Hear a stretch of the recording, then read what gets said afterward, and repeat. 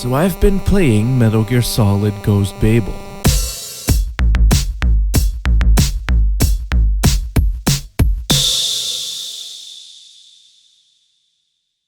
Let it be known that Hideo Kojima is the only motherfucker out there that somehow managed to release a Game Boy game with a 15-minute long opening cutscene.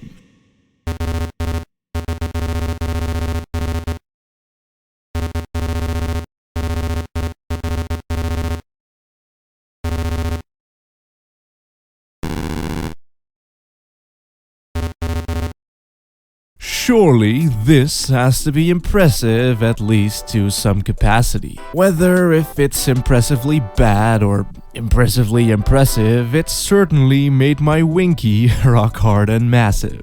Pathetic poetry aside though, the story is actually kinda cool. I mean, despite the 8-bit graphics, this is a proper Metal Gear game, complete with a cast of flamboyant bad guys, charismatic supporting characters, and long-winded codec calls. The story in question, however, stars the titular and tit-tastic Solid Snake. Living in Alaska, Snake is pretty much living the good life. Smoking cigarettes all day and smoking cigarettes all day. Until Colonel Campbell shows up and is all like, "Yo, Snake, nuclear war and shit. Africans stole Metal Gear somehow, now do something about it, motherfucker." And then Snake was all like,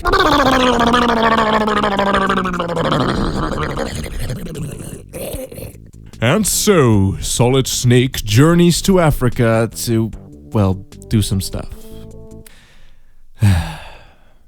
Now, while technically not canon, the game does kinda pretend like it is. It takes place 7 years after the original Metal Gear and is actually a sort of alternate universe Shadow Moses incident. Instead of going to Alaska, Snake gets sent back to Outer Heaven, now dubbed... oh shit, I forgot to write this down. I need to Google what it's dubbed. Metal Gear Ghost Babel Galuade Fortress. There we go. Let me just enter that into scripts and pretend like nothing ever happened, because it didn't.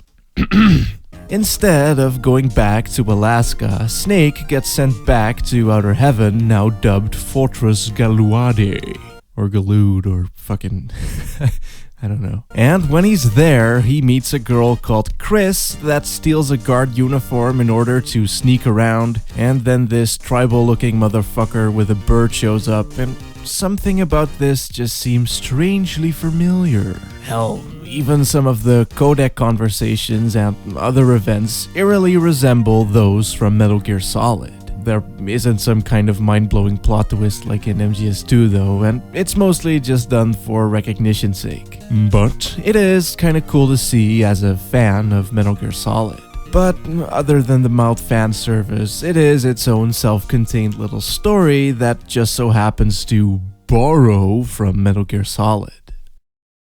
Now, gameplay-wise, the game is actually rather interesting, as it takes the top-down, simplified arcade version of stealth from the original MSX games, mostly Metal Gear 2 because that one isn't horribly dated, and adds a shit ton of features from the Solid games to make one of the most innocently fun Metal Gear games out there. I know that sounds like kind of a bold statement to make considering how solid the other games are, but because of its simplicity in its story, presentation, and gameplay, it doesn't suffer quite as much from some of the issues that plague the other games. Things like the fact that you ended up looking at the radar more than the actual screen, or the constant interruptions caused by the story. And while I don't really mind either, it's definitely nice to see a Metal Gear game that's just simple. And nice.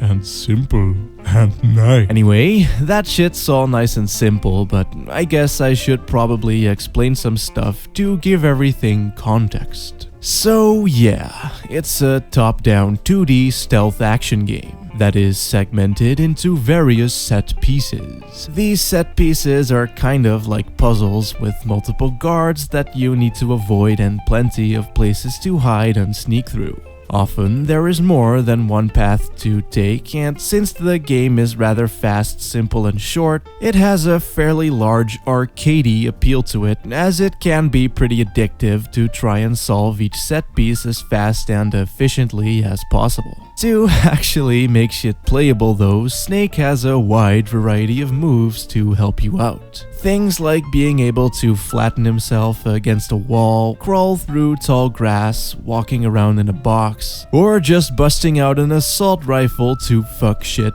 up. If you've played any of the Metal Gear Solid games before, then this is exactly that, only in 2D and a bit more arcadey.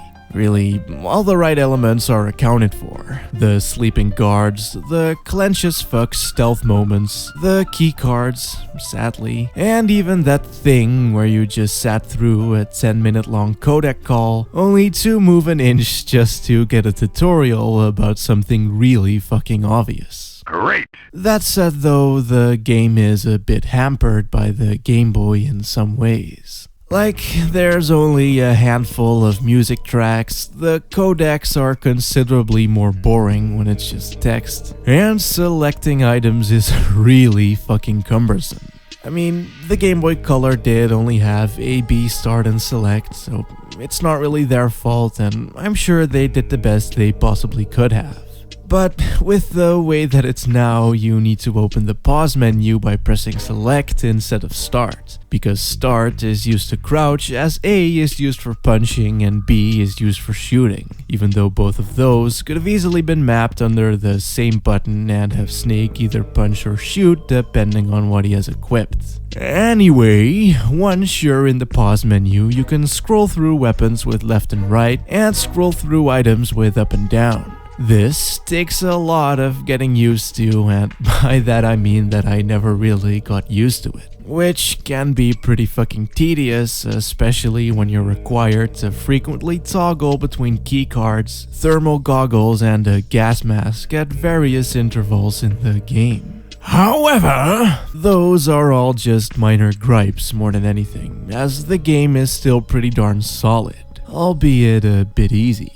Thing is that the combat has been simplified a lot because of the obvious limitations. So both the guards and the bosses don't really pose all that much of a challenge. I still died a handful of times, sure, and it's not like the game is a complete cakewalk either, but compared to the other 2D offerings, and especially compared to the OG Metal Gear Solid, it isn't nearly as hard. Although, one thing that does kinda amp up the difficulty ever so slightly are these puzzle-like segments dotted around the game's many levels. These feel a little bit out of place, considering the Metal Gear series isn't exactly known for its brilliant puzzles, as in that there are none. Well, yeah, the first MGS had that thing with the temperature cards, which honestly wasn't amazing and only served as padding, but this game actually has some pretty cool little puzzles. Like, there's one where you have to use color-coded boxes to get past a scanning system on a cargo belt, or this infrared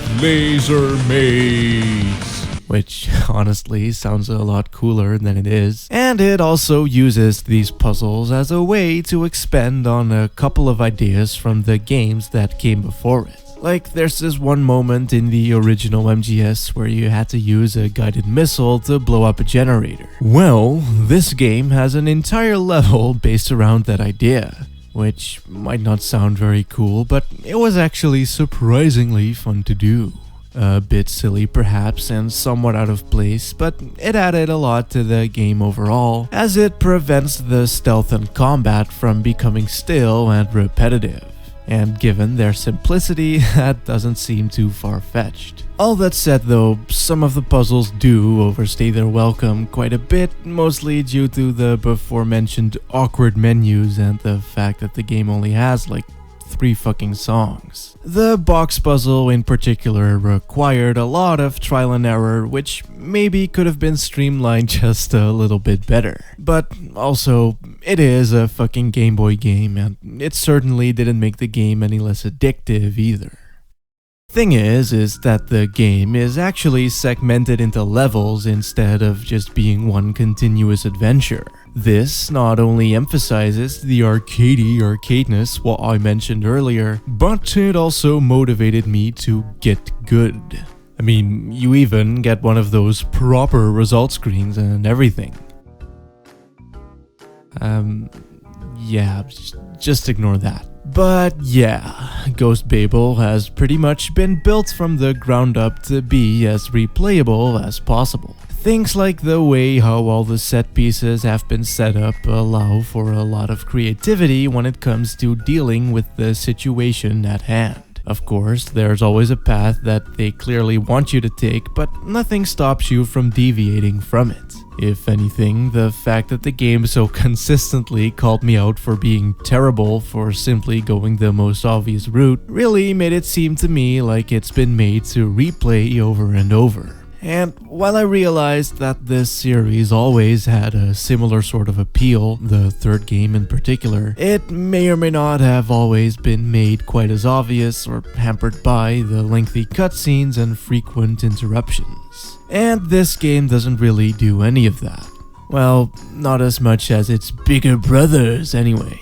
So overall, this game is actually pretty fucking good. It is pretty much a mashup of Metal Gear 2 and the original Metal Gear Solid, so it's not gonna win any points for originality, but it does sit proudly among the ranks of simple as fuck Game Boy games that have no right being as good as they are. Games like the original Pokemon, Super Mario Land 2, Gargoyle's Quest, and the Zelda Oracle games all do that thing where they heavily borrow from established genre tropes, but simplify them and then execute what's there extremely well. It's almost like a concentrated extract of the basic Metal Gear formula, and where these extracts often get watered down in the hopes of achieving bigger and better things, just leaving it as is seems to work pretty fucking well as far as Game Boy games go.